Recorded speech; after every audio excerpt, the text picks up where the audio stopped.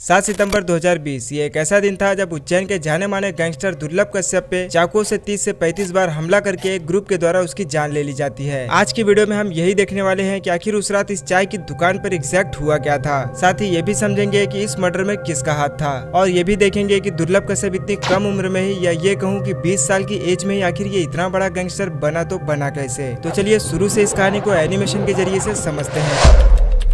8 नवंबर 2000 वो दिन था जब मध्य प्रदेश के उज्जैन के एक शहर अब्दालपुर में दुर्लभ कश्यप का जन्म होता है, जहां मां का नाम पद्मा था जो उज्जैन में एक स्कूल में टीचर थी और पिता का नाम था मनोज कश्यप जो अपना खुद का ही बिजनेस चलाते थे। बच्चे का नाम दुर्लभ इसके माता पिता ने इसलिए रखा था क्योंकि कई मिन्नतों के बाद उन्हें एक संतान हुई थी और माँ को पूरा भरोसा था कि हमारा बेटा बड़ा होकर बड़ा काम जरूर करेगा। लेकिन किसे पता था कि ये बड़ा काम क्राइम की दुनिया की तरफ होगा। खैर क्लास 8 और 9th में ही दुर्लभ अपने स्कूल में पढ़ने वाले बच्चों के बीच होने वाले झगड़ों को सॉल्व करने के लिए बीच में जाया करता था और लकीली उन्हें सॉल्व भी कर देता था। देखते ही देखते स्कूल के सारे बच्चों के बीच में कश्यप का दबदबा बढ़ने लग गया था और महज 16 साल की उम्र में ही अपने स्कूल के साथ कश्यप आसपास के इलाकों में भी काफी ज्यादा फेमस हो गया था। जहाँ छोटी मोटी लड़ाइयाँ हो या कोई और काम हो, लोग दुर्लभ के ही पास आने लगे थे। लोग उसे प्यार से कोहिनूर बुलाने लगे और इसी सब के चलते दुर्लभ का पढ़ाई में मन ही नहीं लगता था और क्लास 10 तक आते आते दुर्लभ की पढ़ाई पूरी तरीके से छूट जाती है। अब इस समय तक दुर्लभ को यह बात समझ आ गया था कि उसे किस काम को करने में ज्यादा खुशी मिलती है और अब दुर्लभ की सोच ये बन गई थी कि उसे उज्जैन का या ये कहूँ कि गैंगस्टर की दुनिया का सबसे बड़ा डॉन बनने की इच्छा उसके दिल में आ गई थी। खैर ये वो समय था जब एक रैली के दौरान दुर्लभ की मुलाकात ऐसे ही क्राइम करने वाले लोगों से होने लगी, जिसमें सबसे खतरनाक था ये हेमंत वाड़िया उर्फ बौखला।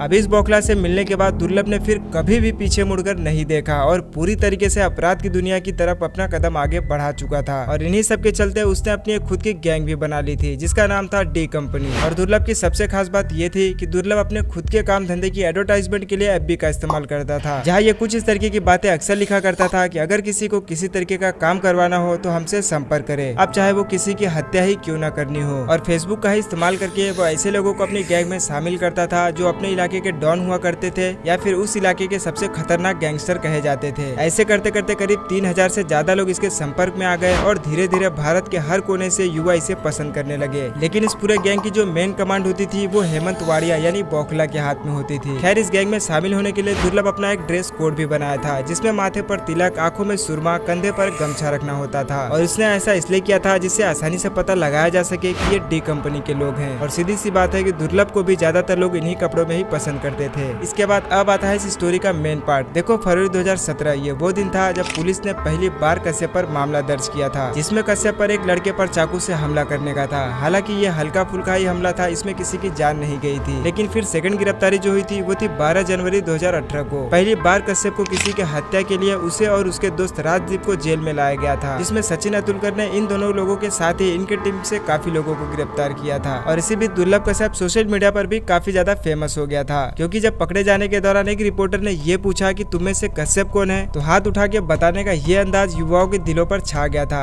जो इस तरीके के कामों को किया करते थे। और इसके बाद दुर्लभ की पॉपुलैरिटी और भी ज्यादा बढ़ गई और उस समय जब दुर्लभ को गिरफ्तार किया गया था तो उसे शुरू में उज्जैन के एक जेल में रखा गया था, जहाँ सचिन अतुलकर ने कश्यप को ये भी बात कही थी कि कश्यप जब तक तुम जेल में हो तभी तक सुरक्षित हो, क्योंकि इतनी छोटी उम्र में ही तुमने इतने ज्यादा दुश्मन पाल लिए हैं कि बाहर निकलते ही कोई भी तुम्हें मार देगा। और हुआ भी कुछ ऐसा ही। खैर टॉपिक पर वापस आते हैं। नाबालिग होने की वजह से कश्यप ने हाई कोर्ट में अपील की तो हाई कोर्ट ने उसे बाल सुधार केंद्र में भेजने का फैसला कर दिया। कुछ महीने वहाँ अकेले बिताने के बाद वो काफी ज्यादा सुधर गया था और जेल से बाहर आने के बाद वो खुद का बिजनेस भी शुरू करना चाहता था। लेकिन इसी बीच आ गया था 2020, जहाँ पूरे देश में लॉकडाउन की स्थिति हो गई थी। तो उस समय दुर्लभ ने भी बिजनेस का प्लान कैंसिल करके इंदौर से मजबूरन दुर्लभ को उज्जैन अपनी माँ के पास आना पड़ा। यहाँ आपको एक बात ये पता होनी चाहिए कि दुर्लभ के माता पिता के आपस में ना बनने की वजह से ही ये अलग अलग रहते थे, जिसमें कश्यप कभी अपने माँ के पास रहता था, कभी अपने पिता के पास, क्योंकि वो दोनों से ही बहुत ही ज्यादा प्यार करता था। खैर आखिर वो दिन आ गया जब लॉकडाउन की वजह से दुर्लभ उज्जैन अपने मम्मी के यहाँ पर आ जाता है और कुछ महीने यहाँ रहने के बाद और लॉकडाउन का लंबा समय चलने की वजह से वो इस बात से काफी ज्यादा ऊब जाता है और कॉल करके 6 सितंबर 2020 को अपने दोस्तों को घर पर खाने के लिए इनवाइट कर देता है, क्योंकि 6 सितंबर तक लॉकडाउन की स्थिति भी काफी ज्यादा नॉर्मल हो चुकी थी। इसके बाद दुर्लभ के सभी दोस्त उसके घर आते हैं और फिर रात का खाना खाते हैं और कुछ बातचीत करते हैं। तभी दुर्लभ के दोस्त का मन बाहर जाकर चाय और सिगरेट पीने का करता है। लेकिन दिक्कत ये थी कि इस समय तक रात के 1 बज चुके थे और रात के 1 बजे तक चाय की सभी दुकानें बंद हो जाती है। तभी इनमें से एक दोस्त ये कहता है कि मैं अभी हेलावाड़ी क्षेत्र से ही आ रहा हूँ और मैं हेलावाड़ी में एक चाय की दुकान को जानता हूँ जो रात भर खुली रहती है। तभी करीब रात के 1 बजे सभी अपनी बाइक्स उठाकर हेलावाड़ी की उस दुकान की तरफ निकल जाते हैं, जहाँ सभी पहुंचकर चाय पी रहे होते हैं कि वहाँ पर अपनी कार से कुछ और लोग पहुंच जाते हैं। रुको, ये तो समझ लो कि आखिर ये लोग है कौन। देखो, जिस इलाके में अभी दुर्लभ बैठा है ये हेलावाड़ी है, और इस इलाके में जिस गैंग का दबदबा चलता था वो था केकेसी यानी कुत्ता कमीना चीज, जिसका लीडर था रमीज खान। और अभी यहाँ पे इसी गैंग के मेंबर मौजूद है। यही है केकेसी के लोग, जिसमें ये शहनवाज इसमें से सबसे खास है। और यहाँ बैठा है ये सादाब जहरीला, जो कि शहनवाज का भाई था। अब केकेसी के लोग इस समय यहाँ पर इसलिए पहुंच गए क्योंकि जिस चाय की दुकान पर ये लोग बैठे हैं ये इसी ग्रुप के लीडर रमीज का भाई चलाता था, जिसका नाम था अमन उर्फ भूरा। अब यहाँ पर यह भी हो सकता है कि शायद हो सकता है कि कश्यप के यहाँ होने की खबर इसी ने दी हो। खैर, जब यहाँ पर केकेसी और डी कंपनी दोनों आमने सामने आ जाती है तो दोनों में बहुत ही भयानक बहस हो जाती है। और बहस में कश्यप को इतना ज्यादा गुस्सा आ जाता है कि उसने फौरन अपनी पिस्टल निकाली और सीधा शहनवाज पर गोली चला दी, बिना कुछ भी सोचे समझे। हालांकि किस्मत अच्छी है और गोली हल्की से मिस हो गई और गले के पास से गुजर गई। फिर क्या, शहनवाज के गिरते ही बाकी के लोग गुस्से में कश्यप पर हमला कर देते हैं। बाकी कश्यप के दोस्त के पास कोई हथियार न होने की वजह से ये सब भागने लगे, और दोस्तों को भागता हुआ देख कश्यप कुछ समझ नहीं पाया और भागने की वो भी कोशिश करने लगा। आप यहाँ पे ये भी जानकर हैरान हो जाओगे कि भागने वाले कश्यप के सारे खास दोस्त ही थे। इसमें से ये एक राजदीप मंडोई, कश्यप का जो बहुत ही खास मित्र था। खैर, बाकी लोग भागने में तो सफल रहे, लेकिन कश्यप को चारों तरफ से घेर लिया गया, क्योंकि टारगेट भी तो यही था। अब कश्यप शहनवाज, राजा, सिराज बाबा और सदाब के द्वारा चारों तरफ से घेर लिया जाता है। फिर क्या था, एक के बाद एक इन सबने मिलकर 30 से 35 बार कश्यप पर चाकू से हमला किया और उसे इतनी बुरी तरीके से घायल कर दिया कि शब्दों में बताना ये इम्पॉसिबल है। और फिर वहीं पास में खड़े इस चाय वाले ने कोई कसर नहीं छोड़ी और उसने ये कहा कि इसे आज ही पूरी तरीके से मार डालो, नहीं तो आगे चल के ये बहुत बड़ी प्रॉब्लम खड़ी कर देगा। खैर, इस समय रात के 2 बज रहे थे, सब अपने घरों में सो रहे थे और केकेसी के लोग अपना काम खत्म करके चुपचाप यहाँ से चले जाते हैं। और सुबह पुलिस को कश्यप की बॉडी यहाँ पर बिना शर्ट की ऐसी हालत में मिली, एक छोटे से चौल में। पूरे शरीर पर कई बार चाकू से वार किया गया था और पूरा शरीर खून से लथपथ था। ये बताना तो बहुत ज्यादा मुश्किल है कि कितनी दूर तक उसे दड़ा दड़ा कर मारा गया है। खैर, अगर उस दिन कश्यप के दोस्त थोड़ी सी और हिम्मत दिखाते तो शायद कश्यप आज जिंदा होता था। लेकिन बात वही है कि बुरे काम का नतीजा बुरा ही होता है। वीडियो पसंद आई हो तो प्लीज लाइक करके चैनल को सब्सक्राइब जरूर